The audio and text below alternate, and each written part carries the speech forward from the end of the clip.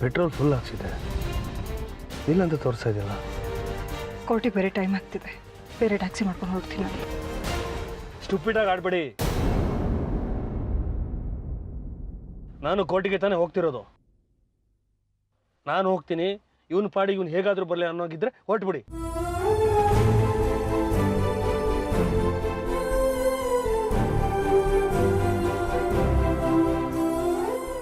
ಎಲ್ಲಿಗ್ರಿ ಹೋಗ್ಬೇಕಾ? ಸಿವಿಲ್ ಕೋರ್ಟ್ಗೆ ಹೋಗ್ಬೇಕು. ಬರ್ತೀಯಾ? 10,000 ರೂಪಾಯಿ ಆಗುತ್ತೆ. ದುಡ್ಡಿದೆ ಅಂತ ಸುಲ್ಕೆ ಮಾಡ್ತೀರಾ? ಹಾ, ಸುಲ್ಗೇನಾ? ಯಾವನಿಗೆ ಬೇಕಯ್ಯ ನಿನ್ ದುಡ್ಡು? ಮದುವೆ ಮನೇಲಿ ನೀನು ಎತ್ತಬೇಕು ಅಂತ ಪ್ಲಾನ್ ಮಾಡಿದ್ವಿ.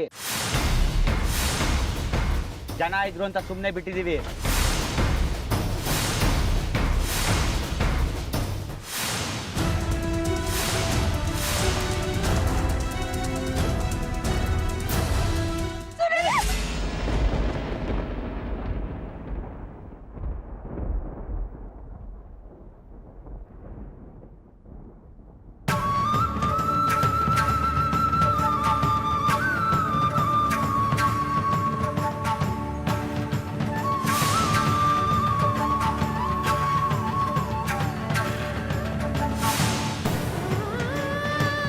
ನನಗೆ ಚಾಕು ಹಾಕೋ ಹೊತ್ತಿಗೆ ಆತಿಯವ್ರು ಅಡ್ಡ ಬಂದರು.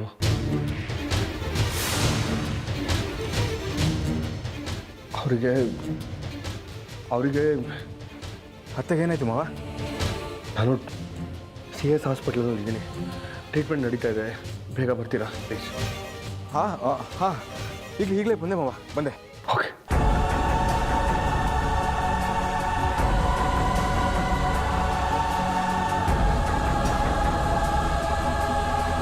ಹಾಂ ಡ್ಯಾಡ್ ಹೇಳಿ. ಈಗಷ್ಟೇ ಮನೆ ತುಂಬಿಸ್ಕೊಂಡಿದ್ದಾಯ್ತು. ಆರ್ಯ, ನಿಮ್ಮಮ್ಮಂಗೆ ಏನಾಯ್ತು ಅಮ್ಮಂಗೆ? ಡಿವೋರ್ಸಿಗೆ ಸೈನ್ ಹಾಕಲ್ಲ ಅಂದ್ರ? ಇಲ್ಲ ಕಣೋ, ಕೋರ್ಟ್ಗೆ ಹೋಗ್ಬೇಕಾದ್ರೆ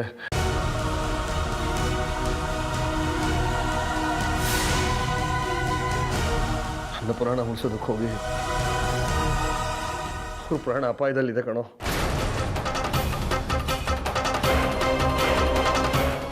ವಾಟ್? ಈಗ ಎಲ್ಲಿದ್ದೀರಾ? CS ಹಾಸ್ಪಿಟಲ್ ಇದ್ದೀನಿ ಕಣೋ. ಸರಿ, ನಾನು ಈಗಲೇ ಬಂದೆ. ಸ್ವಾತಿ, ಅಮ್ಮ ಹಾಸ್ಪಿಟಲಲ್ಲಿ ಇದ್ದಾರಂತೆ, ನಾನು ಹೋಗಿ ನೋಡ್ಕೊಂಬರ್ತೀನಿ.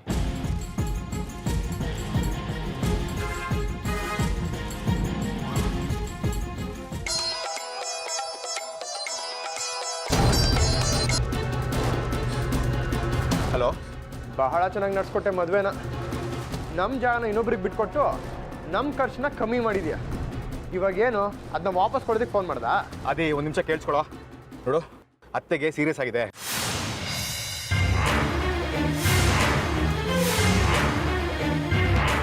ವಾಟ್? ಹೌದು, ಅತ್ತೆ ಮೇಲೆ ಅಟ್ಯಾಕ್ ಆಗಿದೆ. ಮಾವ ಅವ್ರನ್ನ ಕರ್ಕೊಂಡು ಹಾಸ್ಪಿಟಲ್ಗೆ ಹೋಗಿದ್ದಾರೆ. ಯಾವ ಹಾಸ್ಪಿಟ್ಲು? CS hospital. ಬಂದೆ, ಈಗಲೇ ಬಂದೆ.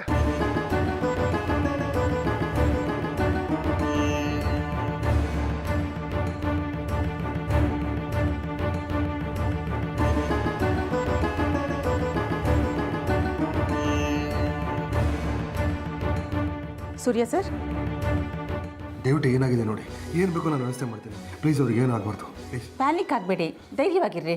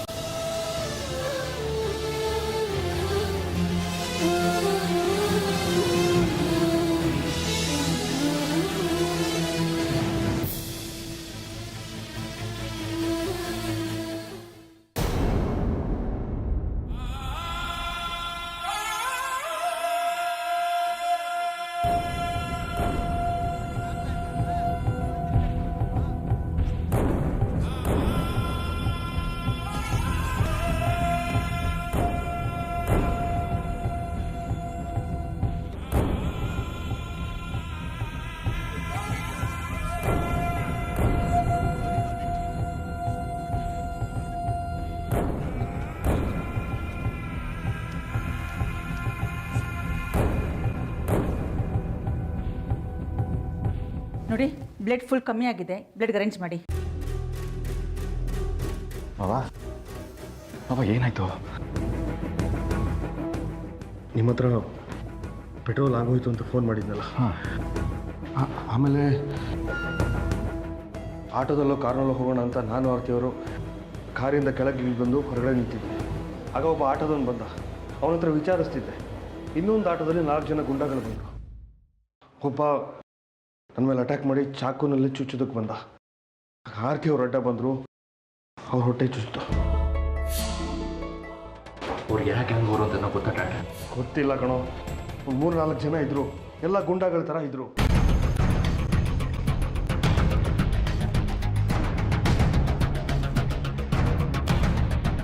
ಅಮ್ಮನ ಕಂಡೀಷನ್ ಹೇಗಿದೆ ಅಂತ ಈಗ ಡಾಕ್ಟ್ರ್ ಏನಂದ್ರು? ಗೊತ್ತಿಲ್ಲ. ಅವ್ರು ಇನ್ನೂ ಏನೂ ಹೇಳಿಲ್ಲ. ಒಳಗಡೆ ಟ್ರೀಟ್ಮೆಂಟ್ ನಡೀತಾ ಇದೆ. ಅದೇ ಟ್ರೀಟ್ಮೆಂಟ್ ಮುಗಿಲಿರೋ.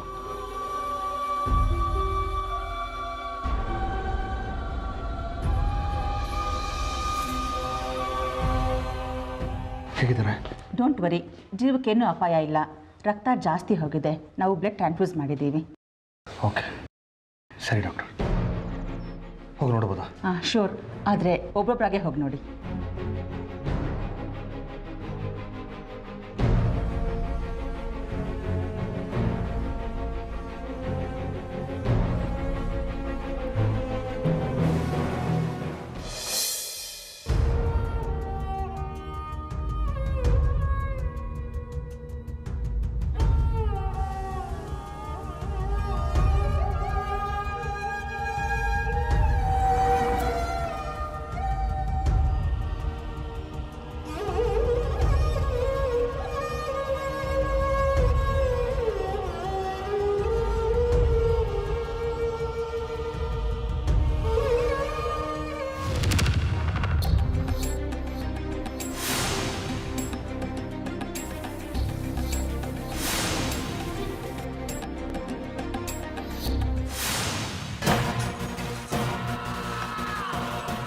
ಡ್ಯಾಡಿನ ಕೊಲೆ ಮಾಡ್ಸೋದಕ್ಕೆ ಯಾರನ್ನೋ ಕಳಿಸಿದ್ದೆ. ನಾನೇನು ಮಾಡಿಲ್ಲ ಕಣ. ನಾಟಕ ಮಾಡಿದ್ದು ಸಾಕು. ಡ್ಯಾಡಿ ಹೇಳಿದ್ರು ಗುಂಡಗಳು ಆಟೋಲ್ಲಿ ಬಂದರು ಅಂತ. ನಿನ್ನ ಕಡೆಯವರು ತಾನೆ? ಈ ಆಟೋ ಓಡಿಸೋರೆಲ್ಲ ನನ್ನ ಕಡೆಯವರನು. ಹುಚ್ಚೋ ಬಾಯಿ. ಮದುವೆ ಮನೆಯಲ್ಲೂ ನಿನ್ನ ಕಡೆಯವ್ರು ಗಲಾಟೆ ಮಾಡ್ತಿದ್ರು. ನೀನು ಕಳಿಸಿದಲ್ವ ಅವ್ರನ್ನ? ನನಗೆ ಗೊತ್ತಿಲ್ಲ. ನನಗೆ ಗೊತ್ತಿರೋದಿಷ್ಟೇ, ನಮ್ಮ ತಾಯಿ ಮೇಲೆ ಹಲ್ಲೆ ನಡೆದಿದೆ. ಪ್ರಾಣ ಕಳ್ಕೊತಿದ್ರು, ಹೇಗೋ ಉಳ್ಕೊಂಡಿದ್ದಾರೆ. ಅಪ್ಪಿ ತಪ್ಪಿ ಏನಾದರೂ ಹೆಚ್ಚು ಕಮ್ಮಿ ಆಗಿದ್ದಿದ್ರೆ ನಿಮ್ಮಪ್ಪನ ಮಾತ್ರ ನಾವು ಸುಮ್ಮನೆ ಬಿಡ್ತಿರ್ಲಿಲ್ಲ.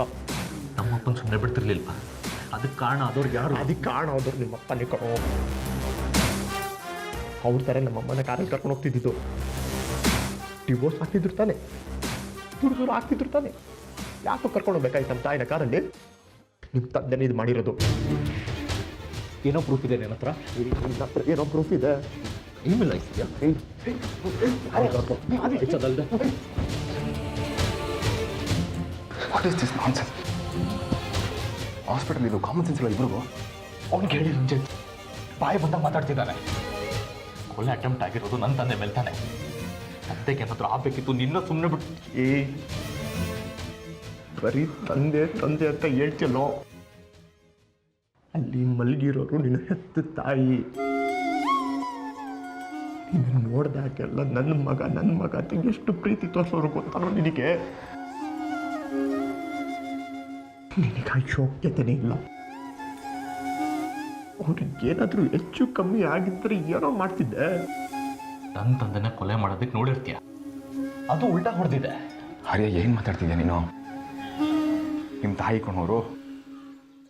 ಇನ್ನೇನು ರಂಜಿತ್, ನನ್ನ ತಂದೆ ಮೇಲೆ ನಡೆದಿದ್ದು ಕೊಲೆ ಪ್ರಯತ್ನ ಅಲ್ವಾ? ನಿನ್ನನ್ನು ಸುಮ್ಮನೆ ಬಿಡಲ್ಲ ಕೊಡೋ. ಈ ಕೇಸಿನ ಎಂಕ್ವೈರಿ ಮಾಡಿ ನಿನ್ನನ್ನು ಸಿಕ್ಕಾಕ್ಸಿ ಒಳಗೆ ಹಾಕ್ಲಿಲ್ಲ ಅಂದ್ರೆ ಮಾಡೋ. ಅದೇನು ಮಾಡ್ತೀವಿ ಮಾಡೋ. ನಿಮ್ಮ ತಾಕತ್ತು ಅನ್ನೋದಿದ್ರೆ ಮಾಡು.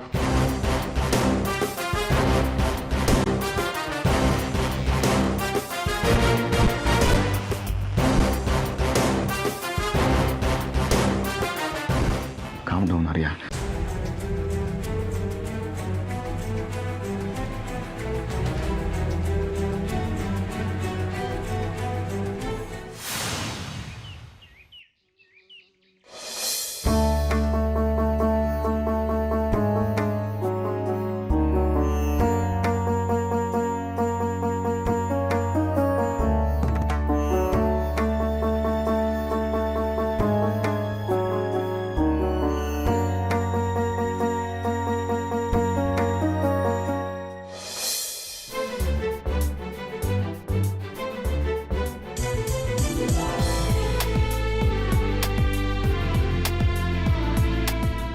ನಿಮ್ಗೇನೂ ಆಗಿಲ್ಲ ತಾನೆ? ನನಗೇನೂ ಆಗಿಲ್ಲ, ಆದರೆ ನಿಮ್ಗಾಯ್ತು. ದೇವರು ದೊಡ್ಡವನು, ದೊಡ್ಡದೇನೂ ಆಗಿಲ್ಲ ಬಿಡಿ. Don't worry, everything is all right. ನೀವು ಬೇಗ ಹುಷಾರಾಗ್ತೀರಾ, ಆದರೆ 1 ತಿಂಗಳು ಕಂಪ್ಲೀಟ್ ರೆಸ್ಟಲ್ಲಿ ಇರಬೇಕಾಗತ್ತೆ. ಇಂಟೆಸ್ಟಿನ್ ಒಳಗಡೆ ಚಾಕು ಹೋಗಿರೋದ್ರಿಂದ ತುಂಬ ಡ್ಯಾಮೇಜ್ ಆಗಿದೆ, ಹಾಗೆ ಬ್ಲೀಡಿಂಗ್ ಕೂಡ ಸಿಕ್ಕಾಪಟ್ಟೆ ಆಗಿದೆ. ನೀವು ಮತ್ತೆ ಎದ್ದು ಓಡಾಡಿದ್ರೆ, ಹೀಗೆ ಕೂತ್ಕೊಂಡು ಮಾತಾಡಿದ್ರೆ ಮತ್ತೆ ಬ್ಲೀಡಿಂಗ್ ಆಗೋ ಚಾನ್ಸಸ್ ಇರುತ್ತೆ. So 1 month she has to take complete bed rest.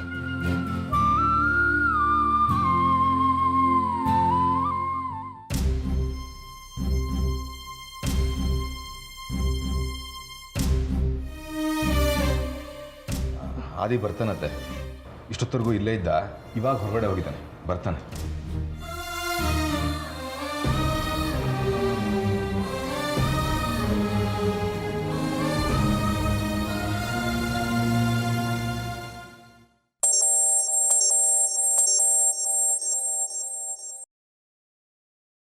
ಹೇಳಮ್ಮ. ಸೂರ್ಯ ಹಾಸ್ಪಿಟಲ್ ಇದೆಯಾ? ಹಾಂ, ಹೇಗಿದ್ದಾಳೆ ಆರ್ತಿ ಈಗ? ಪರವಾಗಿಲ್ಲ, ಚೇತರಿಸ್ಕೋತಾ ಇದ್ದಾರೆ. ಪ್ರಜ್ಞೆನೂ ಬಂದಿದೆ. ದೇವ್ರು ದೊಡ್ಡವನು, ಕಾಪಾಡಿದ್ದಾನೆ. ಏನಂತಾರೆ ಡಾಕ್ಟ್ರು? ಮನೆ ಕರ್ಕೊಂಡು ಹೋಗ್ಬೋದು ಅಂತ ಹೇಳಿದ್ದಾರೆ, ಆದರೆ 1 ತಿಂಗಳು ಪೂರ್ತಿ ಬೆಡ್ ರೆಸ್ಟ್ ಇರಬೇಕಂತೆ. ಅವಳನ್ನ ನಾವು ನೋಡ್ಕೊಳ್ಳೋಣ ಕಣೋ. ಏನಂದೆ? 1 ತಿಂಗಳು ಬೆಡ್ ರೆಸ್ಟ್ ಅಂದ್ರೆ ಯಾರೋ ನೋಡ್ಕೊಳ್ತಾರೆ? ಶೋಭಾಮನ್ ಕೈಯಲ್ಲಿ ಆಗಲ್ಲ, ಅವ್ರಿಗೆ ಮಂಡಿ ನೋವಲ್ವಾ? ಆರ್ತಿನ ಕರ್ಕೊಂಬಂದ್ಬಿಡು, ನಾವೇ ನೋಡ್ಕೊಳ್ಳೋಣ.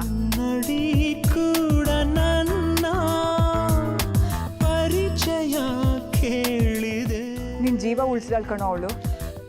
1 ತಿಂಗಳು ಅವಳು ಆರೈಕೆ ಮಾಡಿ ನಮ್ಮ ಋಣ ಕಳ್ಕೋಬೇಕು. ಅವಳನ್ನ ಮನೆಗೆ ಕರ್ಕೊಂಬಂದ್ಬಿಡು. ಆದ್ರೆ ಗಿದ್ರೆ ಏನೂ ಇಲ್ಲ, ಅವಳಿಗೆ ಹೇಳು ನಾನು ಹೇಳ್ದೆ ಅಂತ. ಬರ್ತಾಳೆ.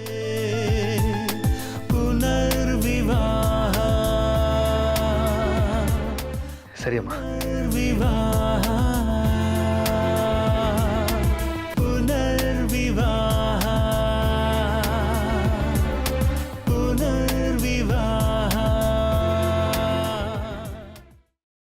ಮಿಸ್ಟರ್ ಸೂರ್ಯ ಅವರೇ, ಇವ್ರನ್ನ ಕರ್ಕೊಂಡು ಹೋಗ್ಬೋದು. ಡಿಸ್ಚಾರ್ಜ್ ಸಮರಿ ಕೂಡ ರೆಡಿ ಮಾಡಿದ್ದೀನಿ, ನೀವಿನ್ನು ಹೋಗ್ಬೋದು. ಆದರೆ ಬೆಡ್ ರೆಸ್ಟಲ್ಲಿ ಇರಬೇಕಾಗತ್ತೆ. ಅದೇ ಆದಿ ಬರ್ತಾನತ್ತೆ, ಇಲ್ಲ ಹೊರಗಡೆ ಹೋಗಿದ್ದಾನೆ. ನಾ ಹೋಗೋಣ, ಬನ್ನಿ, ಬರ್ತಾನ ಅವನು. ಹಾಂ, ಸೂರ್ಯ ಅವರೇ, ಇವ್ರನ್ನ ಕರ್ಕೊಂಡು ಹೋಗಿ. ಇವ್ರಿಗೆ ಏನೇ ಹೆಚ್ಚು ಕಮ್ಮಿ ಆದರೂ ನನಗೆ ಕೂಡಲೇ ಫೋನ್ ಮಾಡಿ, ನಾನು ಬಂದು ನೋಡ್ತೀನಿ. ಟ್ಯಾಬ್ಲೆಟ್ಸ್ ಎಲ್ಲ ಕೊಟ್ಟಿದ್ದೀನಿ, ಟೈಮ್ ಕರೆಕ್ಟಾಗಿ ಕೊಡಿ. ಸರಿ ಡಾಕ್ಟರ್. ಓಕೆ, ಟೇಕ್ ಕೇರ್ ಮಾ. ಬಾಯ್. Thank you. ಮತ್ತೆ ಹೊರಡೋಣ. ಹರಿಯ, ಕಾರ್ ತೆಗಿ. ಆ್ಯಡ್ ಅರ್ಜೆಂಟಲ್ಲಿ ಬೈಕಲ್ಲಿ ಹೊಂದ್ಬಿಟ್ಟೆ, ಕಾರ್ ತರಲಿಲ್ಲ.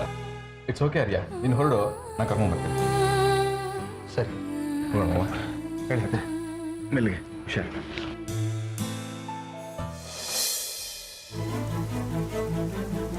ಅಪ್ಪ, ರಂಜಿತ್ ಕಾರಿಲ್ಲ, ಎಲ್ಲರೂ ತೊಲಗಿದ್ದಾರೆ ಅನ್ಸುತ್ತೆ. ಅಮ್ಮನ ಜೊತೆ ಆರಾಮಾಗಿ ಮಾತಾಡ್ಬೋದು. ಲೋಫರ್ಗಳು ನಮ್ಮಮ್ಮನ ಜೀವನೇ ಬಲಿ ಕೊಡಬೇಕು ಅಂದ್ಕೊಂಡಿದ್ರು. ದೇವ್ರದೇ, ಏನೂ ಆಗಿಲ್ಲ.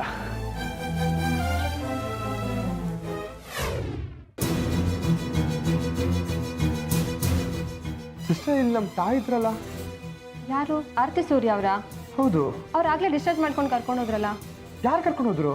ಸೂರ್ಯ ಸರೇ ಕರ್ಕೊಂಡೋದ್ರು.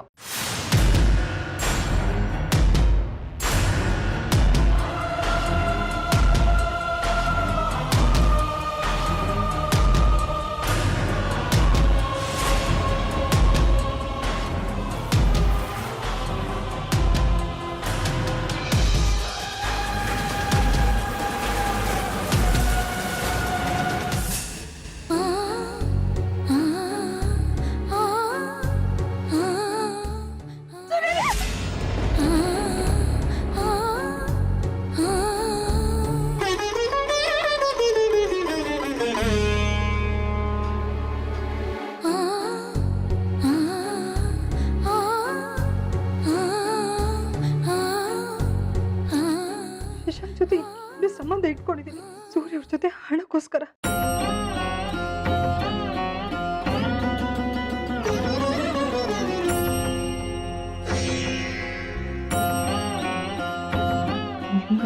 ಮಾಡೋದಕ್ಕೆ ಯಾರನ್ನ ಎಷ್ಟು ಬೇಕಾದರೂ ಕೀಳ್ಮಟ್ಟಕ್ಕೆ ನೋಡ್ತಿರಲ್ವ ನೀವು? ನಾವು ಇರೋದಕ್ಕೆ ಸಾಧ್ಯ ಇಲ್ಲ ಅಂದಮೇಲೂ ಅದಕ್ಕೆ ಒಪ್ಪಿದ್ರೆ ಯಾವ ಉಪಯೋಗನೂ ಇಲ್ಲ.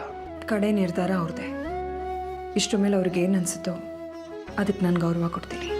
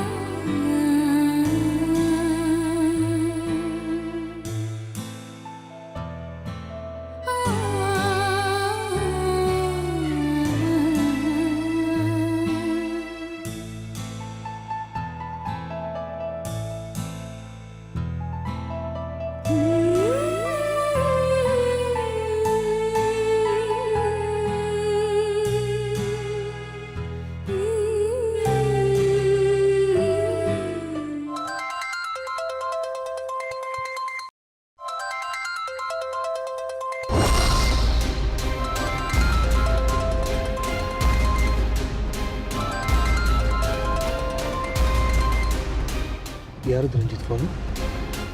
ಮಾವ ಯಾರ್ದು ಇಲ್ಲ. ಅತ್ತೆ ಎಚ್ಚರ ಆದ್ಮೇಲೆ ಕೊಡೋಣ ಬಿಡಿ. ಸರಿ, ಮೊಬೈಲ್ನ ಸೈಲೆಂಟ್ ಮುಡಿಗೆ ಹಾಕೊಳ್ಳಿ. ಹಾಂ ಮಾವ.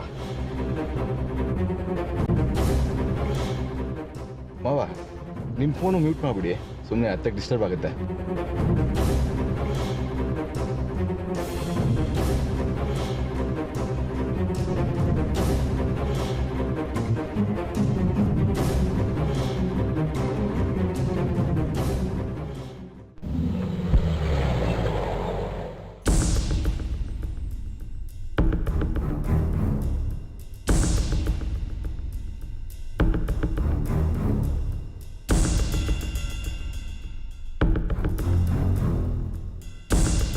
ಅತ್ತೆ ಅತ್ತೆ ಮನೆ ಬಂತು.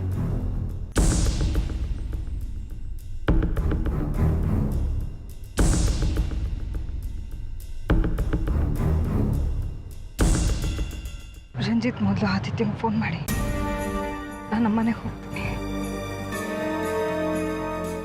ಇದು ನಿಮ್ಮನೆ ಅಲ್ವಾ? ಅದು ಹಾಗಲ್ಲ, ಆದಿಗೆ ನಾನು ಫೋನ್ ಮಾಡ್ತೀನತ್ತೆ, ನೀವು ಫಸ್ಟು ಒಳಗಡೆ ಹೋಗೋಣ.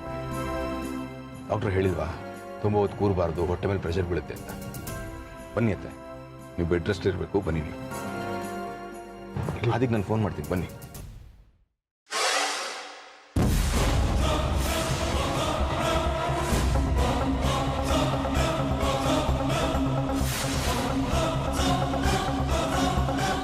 ಅಯ್ಯೋ ದೇವ್ರೆ, ಇವಳು ಯಾಕೆ ಇಲ್ಲಿಗೆ ಬಂದ್ಲು? ಓದ್ಯಾ ಪಿಶಾಚಿಂದ್ರೆ ಬಂದೆ ಗವಾಕ್ಷಿ ಅನ್ನೋ ಥರ. ಇರೋ ಬರೋ ಬುದ್ಧಿನೆಲ್ಲ ಖರ್ಚು ಮಾಡಿ ಮನೆಯಿಂದ ಆಚೆ ಹಾಕಿದೆ. ಅತ್ತೆ ಒಕ್ಕರ್ಸ್ಕೊತಿದ್ದಾಳ. ಅಮ್ಮ ಅಮ್ಮ, ನಾ ಹೇಳೋ ವಿಷಯನ ಕೇಳಿ ಗಾಬರಿ ಆಗ್ಬೇಡಿ. ಮೊದಲು ನೀನು ಯಾಕೆ ಗಾಬರಿ ಆಗಿದೆಯಾ ಅದನ್ನ ಹೇಳು. ಸೂರ್ಯ ಅವರು ಆರ್ತಿ ಅವ್ರನ್ನ ಮನೆ ಕರ್ಕೊಂಡೇ ಬಂದ್ಬಿಟ್ರು. ಆರ್ತಿ ಬಂದ್ಲಾ?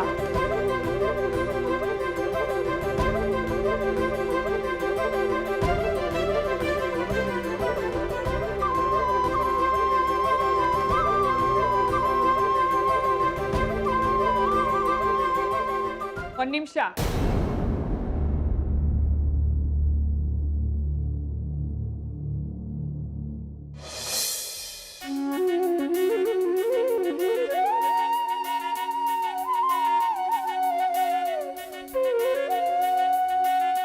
ನಮ್ಮನೆ ಸೌಭಾಗ್ಯ ಕಾಪಾಡಿದ ಲಕ್ಷ್ಮಿ ಕಣೆ ನೀನು. ನಿನ್ನ ಜೀವ ಒತ್ತೆ ಇಟ್ಟು ನನ್ನ ಮಗನ ಜೀವ ಕಾಪಾಡಿದ್ಯಾ.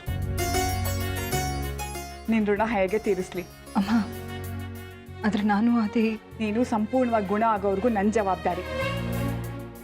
ಸ್ವಲ್ಪನಾದರೂ ಪಾಪ ಪ್ರಜ್ಞೆ ಕಡಿಮೆ ಮಾಡ್ಕೊಳ್ಳೋಕೆ ಅವಕಾಶ ಮಾಡಿಕೊಡೆ.